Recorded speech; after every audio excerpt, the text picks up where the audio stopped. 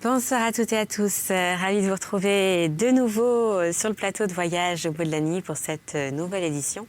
Je vous propose de passer quelques heures de lecture ensemble ce soir et je poursuis pour vous une œuvre de Jules Verne qui s'intitule 20 000 lieues sous les mers. Il s'agit d'un roman d'aventure paru à la fin du 19e siècle. Apparemment, l'idée serait venue de George Sand, qui aurait écrit à Jules Verne lors de l'été 1865 en lui conseillant justement l'idée de cette œuvre, qui a d'ailleurs notamment fait l'objet de nombreuses adaptations au cinéma, à la télévision, mais également en bande dessinée. Pour ceux parmi vous qui prennent l'émission en cours, il s'agit des aventures de Pierre qui est Pierre Aronnax, qui est professeur d'histoire naturelle au Muséum de Paris et qui, en fait, va être amené à tenter d'élucider le mystère de ce fameux monstre marin, puisqu'on a découvert une bête monstrueuse, très, très rapide, phosphorescente, qui serait en fait à l'origine de nombreux navires aux quatre coins des mers du monde entier. Donc il s'agit d'une bête étrange, capable en fait de force colossale, puisqu'elle peut briser le bois des navires, d'où tous ces naufrages. Et notre personnage principal, Pierre Aronnax, et son complice, le capitaine Farragut, vont dès à présent commencer leurs investigations et donc à terme vont essayer d'éliminer ce monstre marin. Alors, vont-ils ou pas réussir à le capturer? C'est ce que je vous propose de découvrir tout de suite, puisque nous poursuivons ensemble la lecture. Restez avec nous. Très belle nuit sur D8.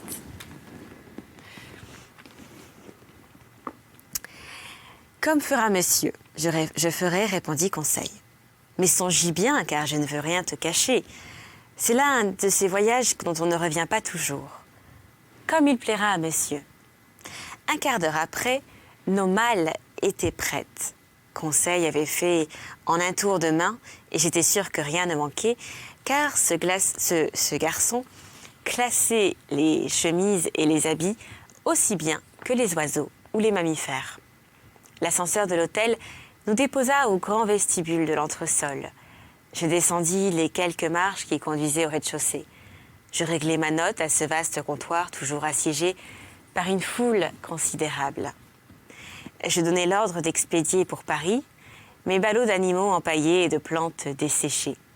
Je fis ouvrir un crédit suffisant au Babiroussa et Conseil me suivant, je sautai dans une voiture.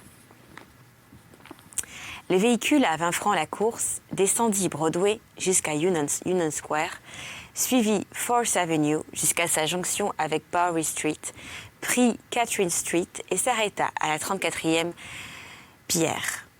Là, le Catherine Ferry Boat nous transporta, hommes, chevaux, voitures, à Brooklyn, la grande annexe de New York, située sur la rive gauche de la rivière de l'Est. Et en quelques minutes, nous arrivions au quai, près duquel l'Abraham Lincoln vomissait par ses deux cheminées des torrents de fumée noire. Nos bagages furent immédiatement transbordés sur le pont de la frégate. Je me précipitai à bord. J'ai demandé le commandant Farragut. Un des matelots me conduisit sur la dunette, où je me trouvais en présence d'un officier de bonne mine qui me tendit la main. « Monsieur Pierre Aronnax, me dit-il. »« Lui-même, répondis-je. »« Le commandant Farragut ? Eh bien, en personne. Soyez le bienvenu. » Monsieur le professeur, votre cabine vous attend. Je saluai et laissant le commandant aux soins de son appareillage, je me fis conduire à la cabine qui m'était destinée. L'Abraham Lincoln avait été parfaitement choisi et aménagé pour la destination nouvelle. C'était une frégate de grande marche munie d'appareils surchauffeurs qui permettaient de porter à cette atmosphère la tension de sa vapeur. Sous cette pression, l'Abraham Lincoln atteignait une vitesse moyenne de 18 003 à l'heure. Une vitesse considérable, mais cependant insuffisante pour lutter avec le gigantesque cétacé. Les aménagements intérieurs de la frégate répondaient à ses qualités nautiques. Je fus très satisfait de ma cabine située à l'arrière qui s'ouvrait sur le carré des officiers. « Nous serons bien ici, dis-je à Conseil. »« Aussi bien, n'en déplaise à monsieur, répondit Conseil, qu'un Bernard l'ermite dans la coquille d'un Bussin. » Je laissai Conseil arrimer convenablement nos malles, et je remontai sur le pont afin de suivre les préparatifs de l'appareillage. À ce moment, le commandant Farragut faisait larguer les dernières amarres que retenait l'Abraham Lincoln à la pierre de Brooklyn. Ainsi donc, un quart d'heure de retard, moi-même, et la frégate partait sans moi. Je manquais cette expédition extraordinaire, surnaturelle, invraisemblable, dont le récit véridique pourra bien trouver cependant quelques incrédules. Mais le commandant Farragut ne voulait perdre ni un jour, ni une heure pour rallier les mers dans lesquelles l'animal venait d'être signalé. Il fit venir son ingénieur. « Sommes-nous en pression ?» lui demanda-t-il. « Oui, monsieur, répondit l'ingénieur. « Go ahead !» cria le commandant Farragut. À cet ordre, qui fut transmis à la machine au moyen d'appareils à air comprimé, les mécaniciens firent agir la roue de la mise en train. La vapeur siffla en se précipitant dans les tiroirs entr'ouverts. Les longs pistons horizontaux gémirent et poussèrent les bielles de l'arbre. Les branches de l'hélice battirent les flots avec une rapidité croissante. Et l'Abraham Lincoln s'avança majestueusement au milieu d'une centaine de ferry-boats et de tenders chargés de spectateurs qui lui faisaient cortège. Les quais de Brooklyn et toute la partie de New York qui borde la rivière de l'Est étaient couverts de curieux. 3 hurrahs partis de 500 000 poitrines éclatèrent successivement.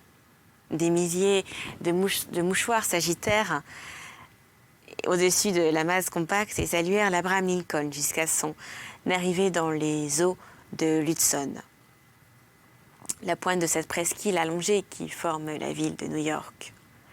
Alors la frégate, suivant du côté de New Jersey, l'admirable rive droite du fleuve toute chargée de villas, passa entre les forts qui la saluèrent de leurs plus gros canons. L'Abraham Lincoln répondit en amenant et en hissant 3 fois le pavillon américain dont les 39 étoiles resplendissaient à sa corne d'artimon. Puis, modifiant sa marche pour prendre le chenal balisé qui s'arrondit dans la baie intérieure formée par la pointe de Sandy Hook, il rasa cette langue sablonneuse où quelques milliers de spectateurs l'acclamèrent encore une fois. Le cortège des boats et des tenders suivait toujours la frégate.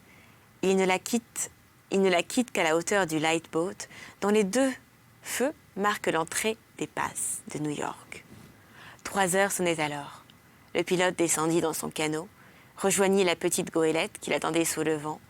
Les vents furent poussés, l'hélice battit plus rapidement les flots, la frégate longea la côte jaune et basse de Long Island, et à 8 heures du soir, après avoir perdu dans le nord-ouest les feux de Fire Island, elle courut à toute vapeur sur les sombres eaux de l'Atlantique. Chapitre 4. Ned Land. Le commandant Farragut était un bon marin, digne de la frégate qu'il commandait. Son navire et lui ne faisaient qu'un. Il en était l'âme. Sur la question du cétacé, aucun doute ne s'élevait dans son esprit. Il ne permettait pas que l'existence de l'animal fût discutée à son bord. Il y croyait comme certaines bonnes femmes croient au Léviathan. Parfois, non par raison. Le monstre existait, il en délivrerait les mers, il l'avait juré, et c'était une sorte de chevalier de Rhodès, un dieudonné de Gozon, marchant à la rencontre du serpent qui désolait son île, où le commandant Farragut tuerait le narwal, où le narwal tuerait le commandant Farragut, pas de milieu. Les officiers du bord partageaient l'opinion de leur chef. Il fallait les entendre causer, discuter, disputer, calculer les diverses chances d'une rencontre. Ils observaient la vaste étendue de l'océan. Plus d'un s'imposait un quart volontaire dans les barres de perroquets. Qui eût maudit une telle corvée en toute autre circonstance. Tant que le soleil décrivait son arc diurne, le mature était peuplé de matelots auxquels les planches du pont brûlaient les pieds et qui n'y pouvaient tenir en place. Cependant, l'Abraham Lincoln ne tranchait pas encore de son étrave les eaux suspectes du Pacifique. Quant à l'équipage, il ne demandait qu'à rencontrer la licorne, à la harponner, à la hisser à bord et à la dépecer. Il surveillait la mer avec une scrupuleuse attention. D'ailleurs, le commandant Farragut parlait d'une certaine somme de $2000 réservée à quiconque, mousse ou matelot, maître ou officier. Maître ou officier signalerait l'animal. Je laisse à penser si les deux s'exerçaient à bord de l'Abraham Lincoln. Pour mon compte, je n'étais pas en reste avec les autres. Je ne laissais à personne ma part d'observation quotidienne. La frégate aurait eu 100 fois raison de s'appeler l'Argus. Seul entre nous, Conseil protesté par son indifférence touchant la question qui nous passionnait et détonnait sur l'enthousiasme général du bord. J'ai dit que le commandant Farragut avait soigneusement pourvu son navire d'appareils propres à pêcher le gigantesque cétacé. Un baleinier n'eût pas été mieux armé. Nous possédions tous les engins connus, depuis le harpon qui se lance à la main jusqu'aux flèches barbelées des espingoles et aux balles explosives des canardières. Sur le gaillard, d'avant s'allongeait un canon perfectionné, se chargeant par la culasse, très épais de parois, très étroit d'âme et dont le modèle doit figurer à l'exposition universelle de 1867. Ce précieux instrument, d'origine américaine, envoyait sans se gêner un projectile conique de 4 kg à une distance moyenne de 16 km. Donc, l'Abraham Lincoln ne manquait d'aucun moyen de destruction. Mais il avait mieux encore.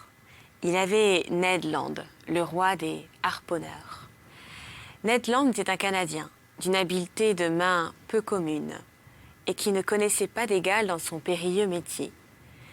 Adresse et sang-froid, audace et ruse, il possédait ces qualités à un degré supérieur. Il fallait être une baleine bien maligne ou un cachalot singulièrement astucieux pour échapper à son coup de harpon.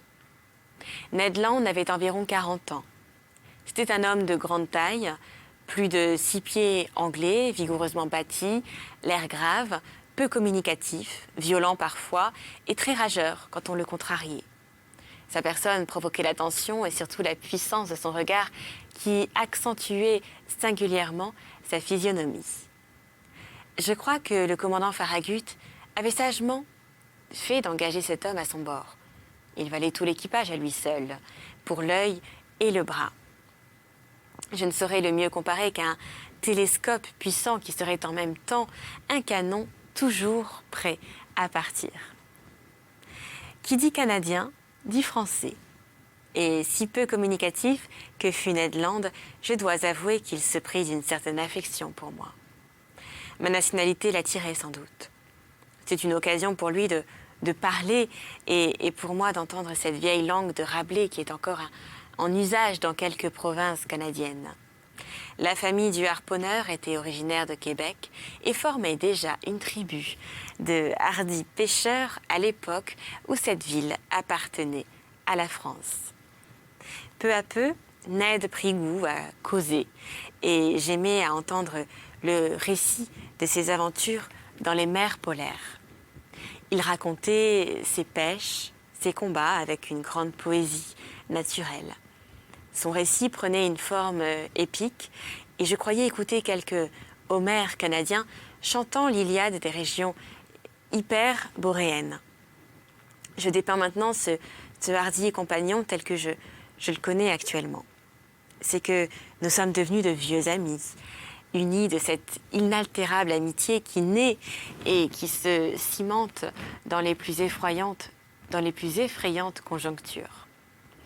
Ah, ce brave Ned, je ne demande qu'à vivre 100 ans encore pour me souvenir plus longtemps de toi. Et maintenant, quelle était l'opinion de Ned Land sur la question du monstre marin? Je dois avouer qu'il ne croyait guère à la licorne et que seul à bord il ne partageait pas la conviction générale. Il évitait même de traiter ce sujet sur lequel je crus devoir l'entreprendre un jour. Par une magnifique soirée du 30 juillet, c'est-à-dire 3 semaines après notre départ, la frégate se trouvait à la hauteur du Cap Blanc, à 30 milles sous le vent des côtes patagones. Nous avions dépassé le tropique du Capricorne et le détroit de Magellan s'ouvrait à moins de 700 milles dans le sud. Avant 8 jours, l'Abraham Lincoln sillonnerait les flots du Pacifique.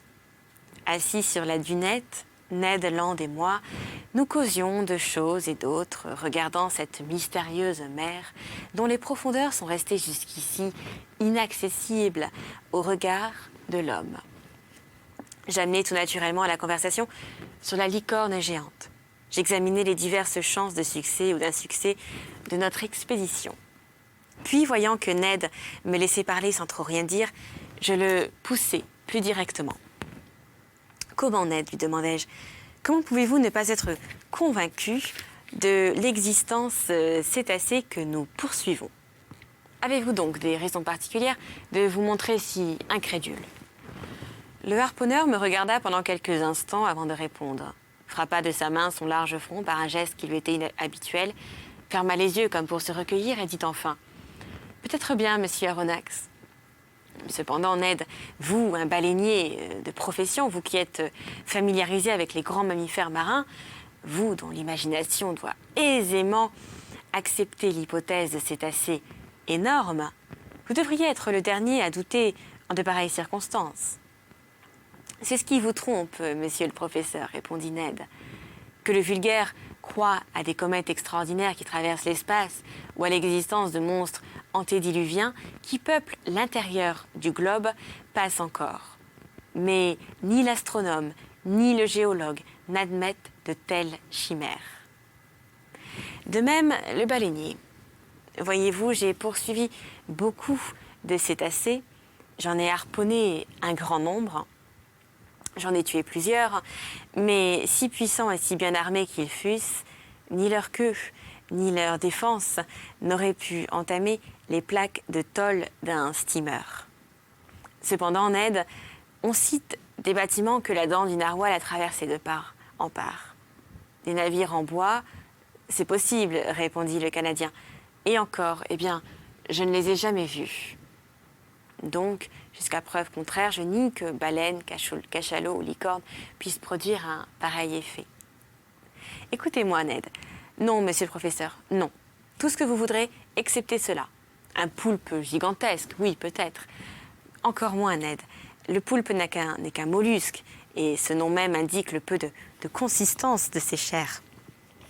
Eût-il 500 pieds de longueur, le poulpe, qui n'appartient point à l'embranchement des vertébrés, est tout à fait inoffensif pour des navires tels que le Scotia ou l'Abraham Lincoln.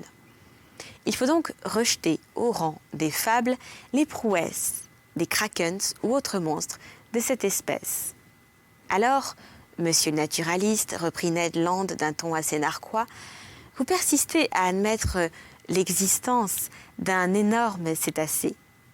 Oui, Ned, je vous le répète avec une conviction qui s'appuie sur la logique des faits. Je crois à l'existence d'un mammifère puissamment organisé, appartenant à l'embranchement des vertébrés comme les baleines, aux cachalots et aux dauphins, et muni d'une défense cornée dont la force de pénétration est extrême. Fit le harponneur en secouant la tête, de l'air d'un homme qui ne veut pas se laisser convaincre. Remarquez, mon digne Canadien, repris-je, que si un tel animal existe, s'il habite les profondeurs de l'océan, s'il fréquente les couches liquides situées à quelques milles au-dessous de la surface des eaux, il possède nécessairement un organisme dont la solidité défie toute comparaison. Et pourquoi cet organisme si puissant, demanda Ned. Eh bien parce qu'il faut une force incalculable pour se maintenir dans les couches profondes et résister à leur pression. Vraiment, dit Ned, qui me regardait en clignant de l'œil. Oui, vraiment. En quelques chiffres, vous le prouveront sans peine. Oh, vous savez, les chiffres, répliqua Ned, on fait ce qu'on veut avec les chiffres. En affaires, Ned, mais non en mathématiques. Enfin, écoutez-moi. Admettons que la pression d'une atmosphère soit représentée par la pression d'une colonne d'eau haute de 32 pieds. En réalité, la colonne d'eau serait d'une moindre hauteur, puisqu'il s'agit de l'eau de mer dont la densité est supérieure à celle de l'eau douce. Eh bien, quand vous plongez, Ned, autant de fois à 32 pieds d'eau au-dessus de vous, autant de fois votre corps supporte une pression égale à celle de l'atmosphère, c'est-à-dire de kilogrammes par chaque centimètre carré de sa surface, il suit de là qu'à 320 pieds, cette pression est de 10 atmosphères, de 100 atmosphères, et à 3200 pieds, et de 1000 atmosphères à 32 000 de pieds, soit 2 lieues et demie environ. Ce qui équivaut à dire que si vous pouviez atteindre cette profondeur dans l'océan, chaque centimètre carré de la surface de votre corps subirait une pression de 1000 kg. Or, mon brave Ned, savez-vous ce que vous avez de centimètres carrés en surface? Mais je n'en doute pas, monsieur Aronnax. Environ 17 000. Tant que cela. Et comme en réalité la pression atmosphérique est un peu supérieure au poids d'un kilogramme par centimètre carré, vos 17 000 centimètres carrés supportent en ce moment une pression de 17 568 kg. Sans que je m'en aperçoive, sans que vous vous en aperceviez. Et si vous n'êtes pas écrasé par une telle pression, c'est que l'air pénètre à l'intérieur de votre corps avec une pression égale. De là, un équilibre parfait entre la poussée intérieure et la poussée extérieure qui se neutralise et qui vous permet de les supporter sans peine. Mais dans l'eau, c'est autre chose. Oui, je comprends, répondit Ned, devenu plus attentif, parce que l'eau m'entoure et ne me pénètre pas. Précisément, Ned, ainsi donc à 32 pieds au-dessous de la surface de la mer, vous subirez une pression de 17 568 kg. À 320 pieds, 10 fois cette pression, soit 175 580 kg. À 3200 pieds, 100 fois cette pression, soit 1756 800 kg à 32 000 de pied. Enfin, 1000 fois cette pression, soit 17 568 000 kg. C'est-à-dire que, eh bien, vous seriez aplati comme si l'on veut vous retirer des plateaux d'une machine hydraulique. Diable, fit Ned. Eh bien, mon digne harponneur, si des vertébrés longs de plusieurs centaines de mètres et gros à proportion se maintiennent à de pareilles profondeurs, eux dont la surface est représentée par des millions de centimètres carrés, c'est par milliards de kilogrammes qu'il faut estimer la poussée qu'ils subissent. Calculez alors quelle doit être la résistance de leur charpente osseuse et la puissance de leur organisme pour résister à de telles pressions. Il faut, répondit Ned Land, qu'ils soient fabriqués en plaques de tôle de 8 pouces, comme les frégates cuirassées. Comme vous dites, Ned. Songez alors au ravage que peut produire une pareille masse lancée avec la vitesse d'un express contre la coque d'un navire. Oui, en effet, peut-être, répondit le Canadien, ébranlé par ces chiffres, mais qui ne voulait pas se rendre. Eh bien, vous ai-je convaincu? Vous m'avez convaincu d'une chose, monsieur le naturaliste, c'est que si de tels animaux existent au fond des mers, il faut nécessairement qu'ils soient aussi forts que vous le dites. Eh bien, certes. Pour la suite, je propose qu'on se retrouve prochainement pour un nouvel épisode. C'est déjà la fin pour cette fois-ci. On se retrouve très bientôt. D'ici là, n'oubliez pas de nous écrire sur les réseaux sociaux. C'est facile, c'est simple. Vous connaissez le principe. Ça s'affiche juste là en bas de l'écran. Vous tapez #VBN. Quant à moi, eh bien, je vous embrasse. Je vous souhaite une très belle nuit ou une bonne journée pour ceux parmi vous qui se lèvent. À très bientôt sur D8.